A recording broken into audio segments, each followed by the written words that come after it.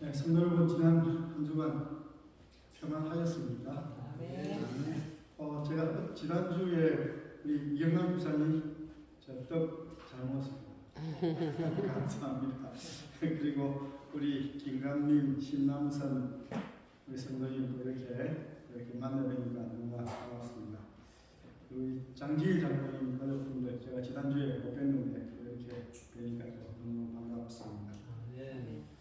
그리고 저 혜린, 예,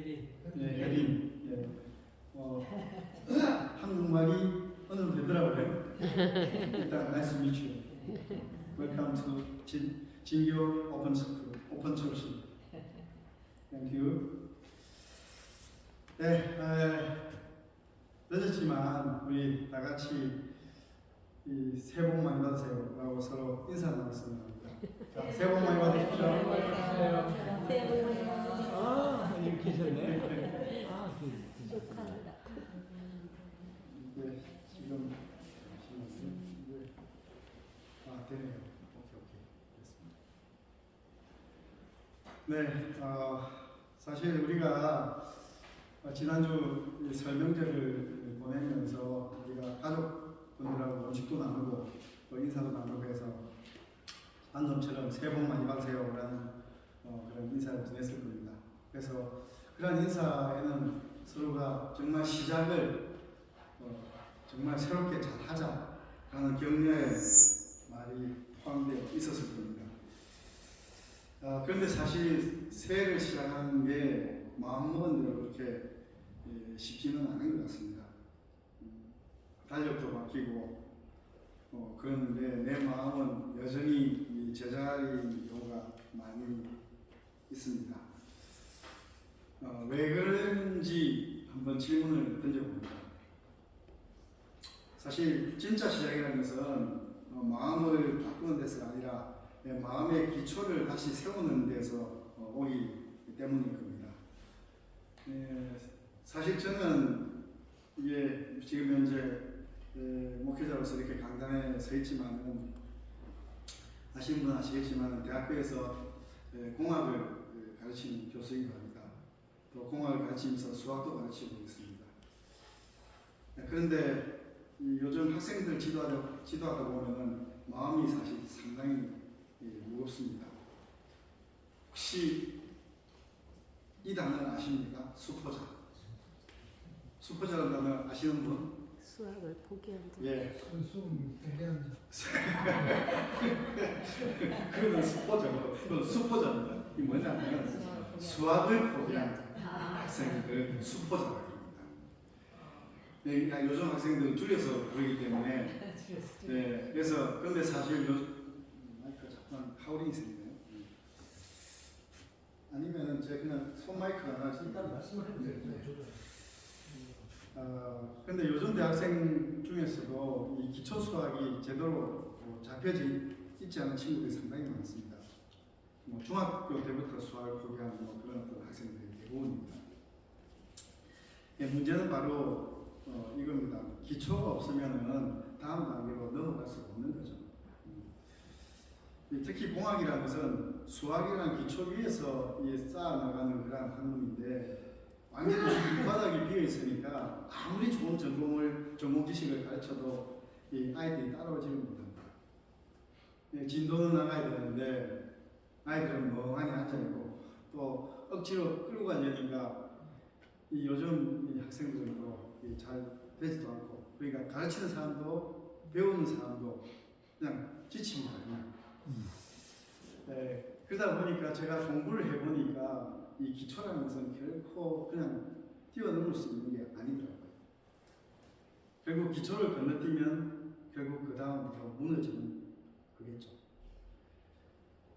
저는 그래서 지난 한 주간 설교를 준비하면서 이런 학교의 현실이 바로 우리의 신앙과도 너무나도 많이 닮았다는 생각을 해봤습니다. 아마 여기 계신 분들은 교회를 상당히 오래 다녔을 겁니다. 그런데 안타깝게도 왜 우리의 성품은 좀처럼 변하지 않는지 모르겠습니다.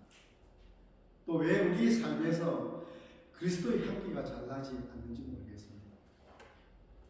열심은 있는데 왜 결정적인 시련 앞에서 믿음이 흔들릴까요?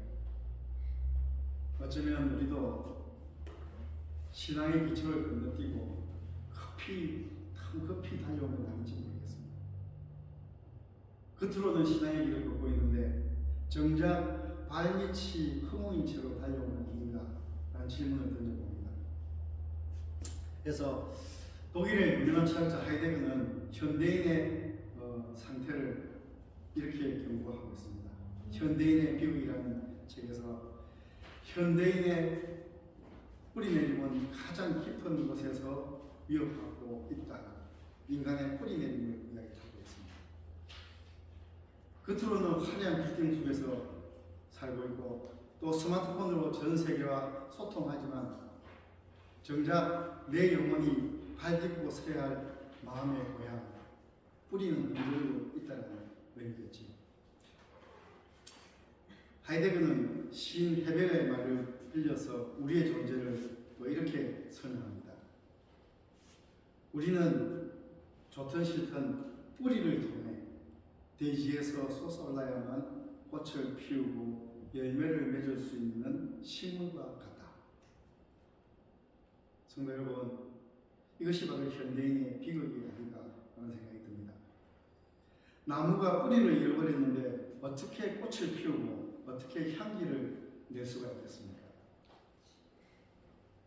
내가 어디에서 왔는지 잊어버리고 내 생명의 뿌리신 창조주의 사랑을 놓친 신앙, 그것은 아무리 열심히 달려도 결국 공할 일입니다.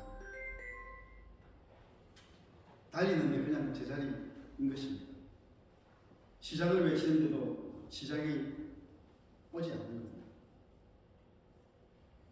그래서 저는 오늘 이 모든 질문에 해답이 담긴 믿음의 첫 페이지를 그래서 열어보려고 합니다. 마치 수학책의 첫 장을 펴는 그 심정으로 말입니다.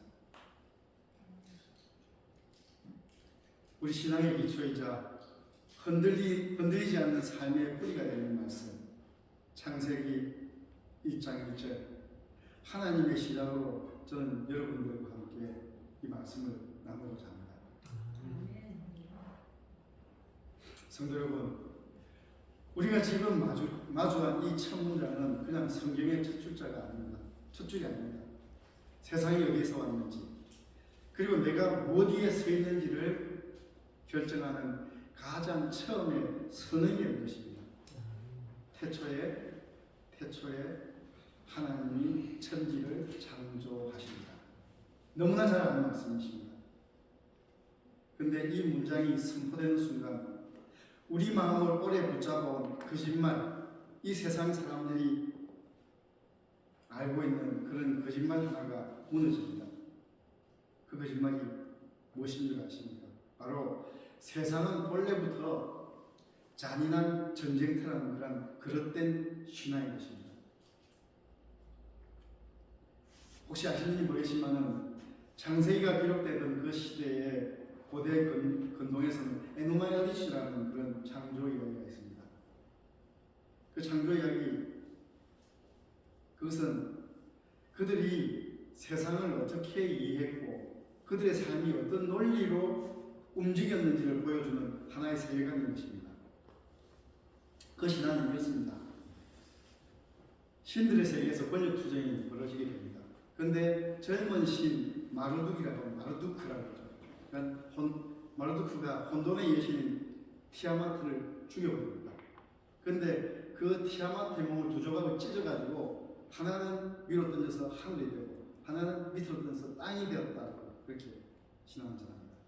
그리고 티아마트의 남편이 킹구인데 킹구를 처형을 했는데 그 처형을 하고 난 뒤에 나온 그 피를 가지고서 인간을 빚었다고 그렇게 신앙을 이야기합니다. 잔인한 신앙. 성도 여러분, 이 세계관의 출발은 뭐냐면 창조가 선물이 아니라 뭐라고요? 폭력인 것입니다. 그러니까 그 세계에서 평화는 사치가 되는 거고 힘과 정복이 진리가 되는 그러한 세계관인 겁니다. 그런데 성도 여러분, 이 이야기가 정말 낯설기만 하는 이야기일까요? 오늘 세상도 우리에게 비슷한 주문을 속삭이고 있습니다. 세상은 정글이야. 발장을 밟혀 죽어. 더 높이 올라가야 돼. 그래야지 내가 살아. 매일 아침 출근길의 불안, 경쟁의 피로, 내 생존을 위해서 누군가를 밀어내야 할 것 같던 그런 압박들. 사실 그것은 어쩌면 삶이 아니라 전쟁이겠죠. 그렇지만 바로 이 살벌한 광야의 한복판에서 모세는 목숨을 걸고 전혀 다른 이야기를 선포하는 것입니다. 하나님은 노예로 살던 이스라엘에게, 그리고 경쟁에 지쳐서 탈출한 오늘 우리에게 이렇게 말씀하시는 겁니다. 아니야. 세상은 시체로 만든 것이 아니라, 이 세상은 전쟁터가 아니라 내 기쁨으로 빚어낸 선물이다. 아멘. 여러분, 창세기 1장에 절 보십시오. 칼도 창도 필름도 없습니다. 오직 하나님의 말씀은, 그것에는 사랑의 의지만 있을 뿐입니다. 아멘. 그래서 화이트는 이 창조를 보면서 이렇게 이야기합니다. 하나님은 곧 사랑이시라는 문구는 방식 피는 꽃봉오리마다 뾰족뾰족 돋아나는 풀상마다 기록되었다. 이 모든 것은 우리 하나님의 인정있고 자부적인 권고와 그 자녀를 행복되게 하시려는 그 갈망에 증거하는 것이다. 아멘. 자녀를 행복하게 하시려는 그 갈망의 증거라고 이렇게 이야기를 하고 있습니다. 그렇습니다. 여러분이 숨쉬는 공기, 길가에 핀 푸른 고기조차 전쟁터의 잔해가 아니라 하나님이 정성껏 빚으시고 우리에게 건네신 선물인 것입니다. 그렇기 때문에 우리가 창조주 하나님을 믿는다는 것은 내 인생을 군인과 같은 그런 비장함으로 사는 것이 아니라 자녀로서 편함으로 살겠다는 그런 결단인 것입니다. 그런데 성도 여러분, 이 선물이 시작되기 직전 성경은 우리의 상태를 이렇게 보여줍니다. 같이 읽겠습니다. 시작. 땅이 혼돈하고 우하며 흑암이 깊음 위에 있고. 성경은 이 태초의 상태를 혼돈, 공허, 흑암, 히브리어로 토, 오, 호셰크라고 이렇게 이야기하고 있습니다. 그것은 먼 옛날 우주의 이야기만이 아닙니다. 열심히 살았는데도 삶의 모양이 잡히지 않는 혼돈, 그리고 무언가 이뤘는데도 가슴이 뻥 뚫린 그런 구멍이 남는 그런 공허함, 그리고 내일이 보이지 않아서 두려움이 밀려오는 그런 흑암과 같은 상태, 하나님을 잃어버린 인간의 내면이 바로 이러한 상태인 것입니다. 어쩌면 지금 이 자리에 앉아 계신 여러분 중에서도 이 토우와 보구와 호셰크의 바닥을 표류하고 있는 분이 계실지 모릅니다. 그렇지만 사랑하는 성도 여러분, 두려워하지 마십시오. 창세기는 우리를 정죄하려고 이 장면을 보여주는 것이 아닙니다. 이 깊은 어둠 속으로 하나님의 결정적인 개입이 시작된다는 것을 보여주기 위해서인 것입니다. 여러분, 어둠이 깊을수록 빛은 더 선명합니다. 이제 그 혼돈의 바다 위로 하나님의 놀라운 역사가 시작됩니다. 성도 여러분, 2절 하반절을 다시 보시면 짙은 어둠과 혼돈과 그 바다 위로 지금 무엇인가가 움직이고 있습니다. 하나님의 영은 수면 위에 운행하십니다. 여기서 운행하다라는 이 단어는 히브리어로 라프라는 단어입니다. 이 라프라는 단어는 가만히 멈춰있는 그런 정적인 모습이 아니라 우리가 신명기 32장 11절에서 독수리가 새끼를 너풀거리면서 지켜보고 보하듯이 떠나지 않고 지켜 움직이는 장면, 그것을 우리는 라프라고 운행하다라는 단어로 표현하는 것입니다. 그래서 너풀거리는 성도 여러분, 하나님의 영은 아무런 희망이 없어 보이는 이 혼돈 위에 가만히 계시는 것이 아니라 떠나지 않으시고 뭔가를 준비하고 계십니다. 그 무질서 속에서 하나님의 말씀이 선포되는 순간 질서가 시작되도록 이미 지키시고 움직이고 계셨던 것입니다. 혼돈은 침묵하고 있습니다. 그러나 성령께서는 침묵하지 않으십니다. 이 떠나지 않고 지키시는 사랑은, 이 떠나지 않고 지키시는 성령의 사랑은 훗날 예수님의 눈물로 이어집니다. 암탉이 그 새끼를 날개 아래 몸같이 내가 네 자녀를 모으려 한 일이 몇 번이느냐. 보십시오. 태초에 성령께서 혼돈이를 지키시던 그 창조의 사랑, 그 창조의 사랑이 훗날 예수님 안에서 죄로 죽어가는 우리를 향한 구원의 사랑으로 다시 드러난 것입니다. 아멘. 삼위일체 하나님은 절대로 이 엉망이 된 세상을 버려두지 않으셨습니다. 차가운 혼돈을 그냥 밖에 두지 않으시고 당신의 다스림 안으로 두셨다는 말입니다. 이렇게 창조의 시작은 논리 이전에 지키시는 사랑이었던 겁니다. 아멘. 성도 여러분, 사도 요한은 이 창세기의 창조 이야기를 우리의 영혼이 어떻게 구원받는지를 설명한 가장 깊은 주석으로 읽었습니다.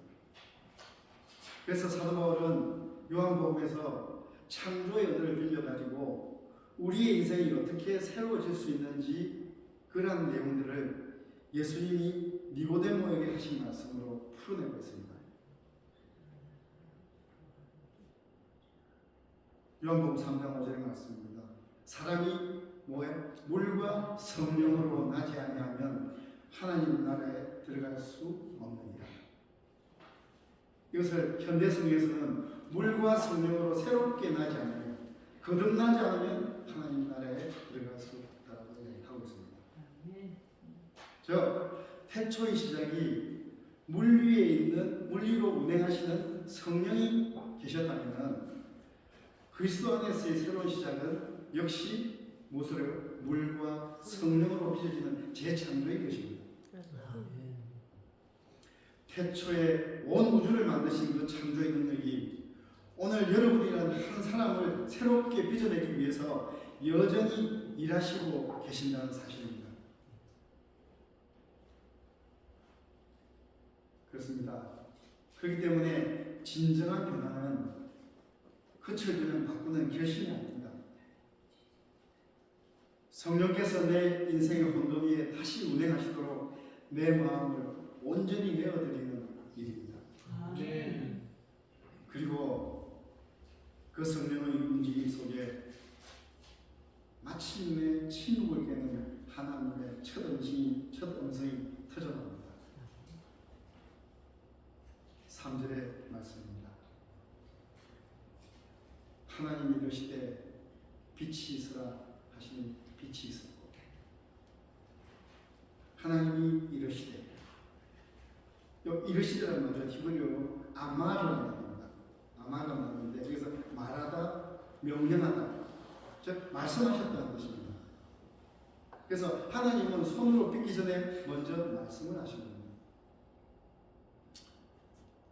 여기서 질문을 하나 던져봅니다. 하나님은 왜 하필 그냥 하시지 왜 말씀으로 하신다는 겁니다. 왜 말씀으로? 왜 말씀으로 시작하시냐? 그래서 그 비밀을 사도 요한은 이렇게 풀어주고 있습니다. 그래서 요한복음은 창세기 2장을 이렇게 풀고 있습니다. 태초에 무엇이 있었나? 말씀이 계십니다. 이 말씀이 하나님과 함께 계셨으니 이 말씀은 곧 하나님이시다. 요한복음은 이 말씀이란 헬라어 단어 로고스라는 단어입니다. 당시에 헬라 철학에서 설명하고 있는 로고스라는 단어를 여기에 붙이고 있습니다. 이 로고스라는 단어는 그냥 말이라는 단어가 아닙니다. 원래 단어 순수한 뜻은 말씀, 말이라는 뜻인데 그것은 요한에 있어서는 로고스는 바로 세상을 우연에 맡기지 않으시는 하나님의 뜻이 되고 또 무질서에 굴복하지 않으시는 하나님의 질서를 의미하고 또 우리에게 다가오시는 하나님의 인격 그것을 사도 요한은 로고스라고 말씀이라고 제기를 한 것입니다. 그래서 창세기와 요한복음은 한 줄기의 다리로 연결할 수가 있는 겁니다.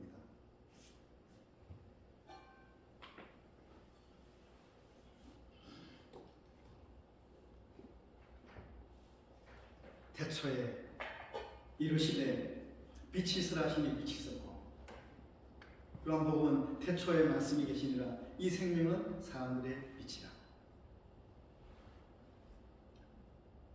창세기에서는 하나님의 말씀 아마르가 선포되니까 빛이 있었습니다. 근데 요한복음에서는 그 말씀 안에 생명이 있으니까 그 생명이 사람들의 빛이라고 이야기를 합니다. 그렇기 때문에 빛이 있으라는 그 창조의 선포는 단지 어두운 우주의 조명 하나를 켠 사건이 아니라는 이야기입니다. 혼돈과 죽음 속으로 생명을 밀어넣으시는 하나님의 구원 선언인 것입니다.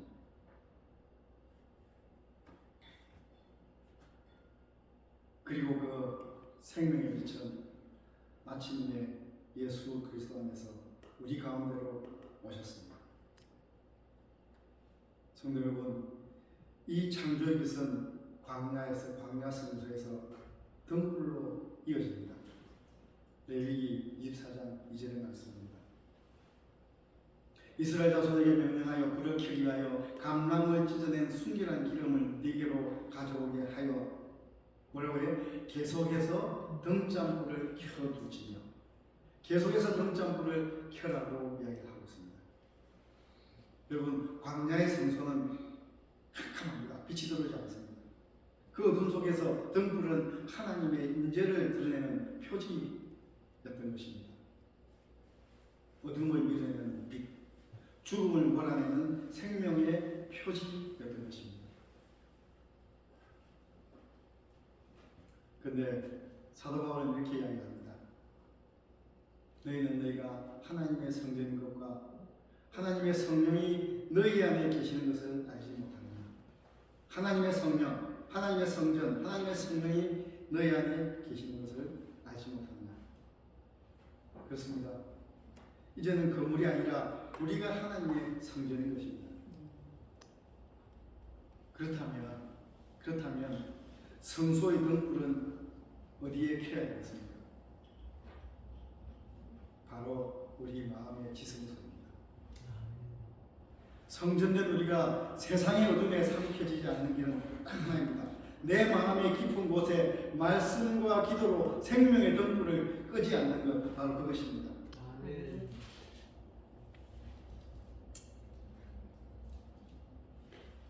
그런데 사랑하는 성도 여러분, 이처럼 마음의 등불을 켜라는 명령 앞에서 오늘 우리는 우리 자신을 정직하고 아프게 돌아봐야 합니다. 우리는 스스로를 남은 자손, 진리의 백성이라고 자부합니다. 예언의 지식도 있습니다. 안식의 진리도 있습니다. 옳은 교리, 세천사의 기도도 있습니다. 그런데요, 왜 우리의 마음은 이렇게도 쉽게 차가워집니까? 왜 진리를 말하는 입술에는 감사보다는 비판이 더 많이 있습니까? 엘렌 화이트는 이 현실을, 우리에게 뼈아픈 진실을 이렇게 이야기하고 있습니다. 성령의 감화가 없는 진리 이론만으로는 사람의 심령을 깨우치고 마음을 심화시킬 수 없다. 우리가 비록 성경의 말씀과 약속들에 정통하다 할지라도 하나님의 영이 진리를 깊이 깨닫지 않을 것 같으면 우리의 품성은 변화되지 않을 것이다. 하나님의 영이 진리를 깊이 깨닫지 않을 것 같으면 우리의 품성은 절대 변화되지 않을 것입니다. 성도 여러분, 우리는 로고스를 말하고 있지만 정작 로고스의 온기를 잃어버릴 수 있다는 말입니다. 머리로 나는데 가슴은 식어버린 것이란 말입니다. 생명이 없는 빛은 따뜻하지가 않습니다. 그 빛은 사람을 살리는 빛이 아니라 사람을 찌르는 빛이 될 때가 있습니다. 그래서 히브리서는 이렇게 이야기합니다. 하나님의 말씀은 살아있고 활력이 있다라고 이야기합니다. 좌우의 날선 어떤 것보다 예리하여 홍과 영과 및 관절과 골수를 찔러 쪼개기까지 하니. 그렇다면 이렇게 질문을 던져봐야 합니다. 우리는 이 말씀의 금을 어디에다가 휘두르고 있습니까? 하나님은 그 말씀으로 내 안의 완고함을 도려내고 내 차가운 자아를 수술하라고 이렇게 주셨는데 혹시 우리는 그 금을 타인을 정죄하고 형제를 비판하는 데 쓰고 있지는 않습니까?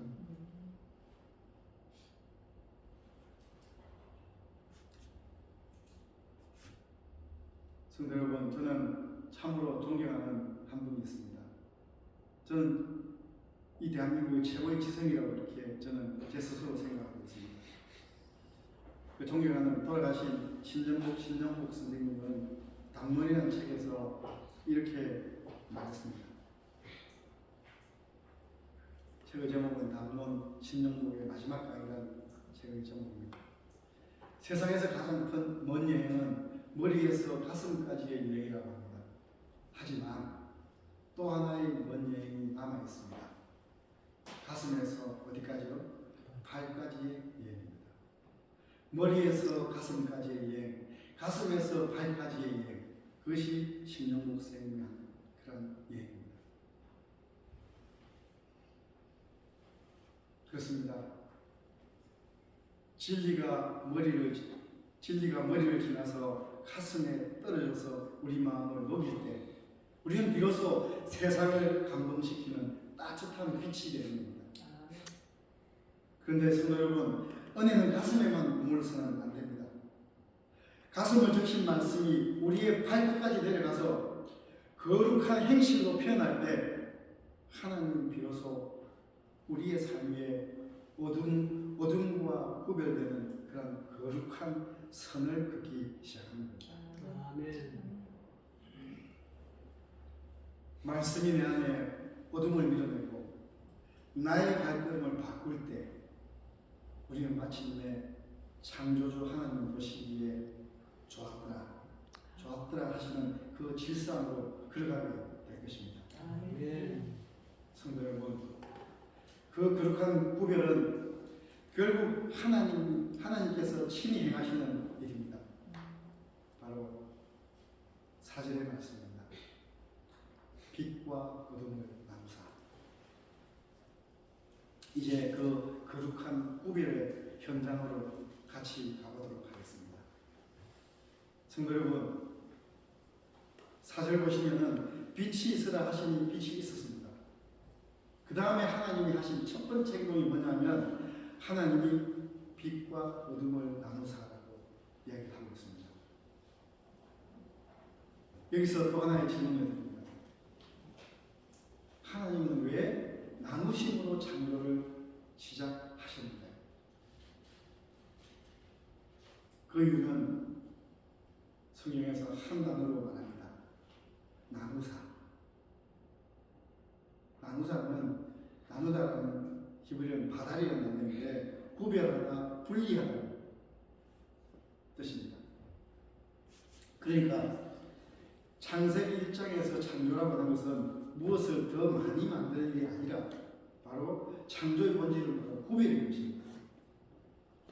경계를 세우고 질서를 세우고 각자 제자리로 돌아오게 하시는 일, 그것이 바로 창조의 본질이라는 것입니다. 그래서 빛이 임하자마자 하나님은 보시고 나누시는 것입니다. 그래서 이 순서가 중요합니다. 빛을 보시고 그 다음에 나누시는 겁니다. 빛이라고 하는 것은 단지 밝아지는 현상이 아니라 빛이 들어오면 비로소 앞과 뒤가 생깁니다. 그리고 시작과 끝이 생깁니다. 그 다음에 흐름도 생깁니다. 빛이 없을 때는 경계도 보이지 않습니다. 경계도 없습니다. 또 시간도 없습니다. 방향도 없는 것이 바로 빛이 있는 순간입니다. 그런데 빛이 맞아 구별도 생기고 구별이 생기자 삶이 흐르기 시작하는 겁니다. 성도 여러분, 하나님은 멈춰버린 우리 인생에도 이 빛으로 시간의 문을 여십니다. 혼돈을 단번에 없애기보다는 혼돈 속에서도 말씀의 빛으로 내 삶의 질서를 세우시는 겁니다. 다시 말해서 하나님은 우리 삶의 거룩한 선, 즉 거룩한 경계를 긋기 시작하신 겁니다. 이것이 바로 창조인 것입니다. 그런데 이렇게 빛의 질서를 세우시자 하나님께서 첫 번째 감상평이 터져나옵니다. 같이 읽겠습니다. 빛이 하나님이 보시기에 좋았더라. 여기서 우리는 성경 전체를 관통하는 단어를 만납니다. 좋았더라. 히브리어로 토브라고 합니다. 그런데 이 토브는 그냥 그럭저럭 괜찮다는 단어가 아니라 하나님 눈에 생명이 보이고 질서가 보이고 소망이 보일 때 터져나오는 그런 기쁨의 말입니다. 그래서 성경은 여러 군데 이 토브라는 단어를 사용하고 있습니다. 시간이 조금 간 것 같아서 조금 빨리 가겠습니다. 출애굽기 2장에서 모세를 보고 잘생겼다라고 이야기를 하고 있습니다. 이 잘생긴 것, 이것을 바로 토브라는 단어를 쓰고 있습니다. 그래서 이것은 외모 이야기가 아니라 그 암울했던 죽음의 시대 가운데서도 작은 생명 안에 담긴 하나님의 뜻을 본 것입니다. 그래서 이 토브라는 것은 절망 속에서의 생명을 보는 그런 믿음의 시선을 우리는 토브라고 합니다. 또 다른 하나의 용례가 있습니다. 시편 34편 8절에서 여호와의 선하심을 맛보아야지어다. 이 선하심이라는 단어 자체가 바로 토브입니다. 그래서 하나님이 내 삶을 정돈하시고 질서를 세우실 때 그 선하심이 정말로 삶맛으로 찾아오는 그 단어, 그것이 바로 토브라는 단어입니다. 그렇기 때문에 하나님께서는 창세기 1장 끝에서 이렇게 말씀하시는 겁니다. 보시기에 심히 좋았더라. 심히 좋았더라. 그래서 하나님께서는 그 창조 속에서 내가 홀로 잘 되는 것을 끝내는 것이 아니라 모든 피조물이 제자리를 찾고 관계가 회복되고 조화가 이루어질 때 하나님은 심히 좋다 라고 최고의 찬사를 터뜨리는 겁니다. 그래서 하나님께서는 우리 모두를 향해 정말 너무나 좋다라는 그러한 기쁨의 말씀, 그것이 바로 창조주 하나님께서 이야기하는 그러한 토브의 세계입니다. 그런데 저는 이 토브를 가장 아프고도 아름답게 고백하는 한 사람을 떠올려봅니다. 바로 천상병 시인입니다. 이 천상병 시인은 정말 억울한 누명을 쓰고 끌려가서 혹독한 고문을 당합니다.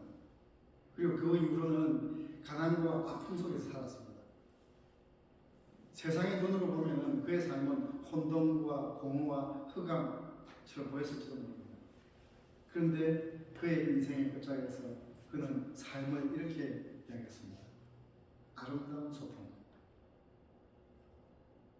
어떻게 이런 고백이 가능했겠습니까? 세상이 그를 묶어도 그의 영혼은 창조주 하나님이 세우신 빛의 질서 안에 있었기 때문입니다. 내 삶의 주인이 하나님이시라는 그런 신뢰가 있었기 때문입니다. 그는 귀천이라는 시에서 이렇게 고백합니다. 나 하늘로 돌아가리라. 아름다운 이 세상 소풍 끝내는 날 가서 아름다웠다고 말하리라. 성도 여러분, 가서 아름다웠다고 말하리라. 이 고백은 내가 주인이 된 사람은 절대 하기 어렵습니다. 나를 지으신 분이 누구인지, 내 생명의 뿌리가 어딘지 아는 사람만이 가질 수 있는 평안, 그것이 바로 주권을 인정할 수 없는 평안이 바로 이러한 평안인 것입니다. 사랑하는 성도 여러분, 창세기에서 시작된 하나님의 빛은 마침내 요한계시록에서 이렇게 주 하나님이 그들에게 비치시리라고 이야기를 하고 있습니다.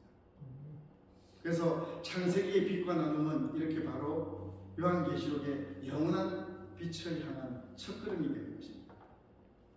어둠이 완전히 갈라지고 오직 하나님의 선하심만 가득한 나라, 그 하나님의 나라가 바로 우리 앞에 있는 것입니다. 여러분, 오늘 하나님은 우리에게도 빛과 어둠을 나누라고 이야기합니다. 내 마음 안에서, 내 말과 태도 안에서, 내 선택과 습관 안에서 거룩한 선을 긋고 하나님의 질서를 선택하라고 말씀하고 계십니다. 여러분, 오늘 이 시간 창조의 로봇이신 예수 그리스도 앞에 서시기 바랍니다. 그분의 말씀이 여러분들의 헝클어진 삶을 정돈하게 하시기 바랍니다. 나 욕망의 어둠을 밀어내고 하나님의 빛을 선택하는 그러한 결단을 내리시기를 바랍니다. 그리하여 여러분들의 평생이, 그리고 우리의 교회가 참으로 하나님 보시기에 심히 좋았더라, 그 고백을 듣는 사람, 가장 아름다운 창조의 현장, 토부의 소풍이 되기를 주님의 이름으로 간절히 축원합니다. 아멘.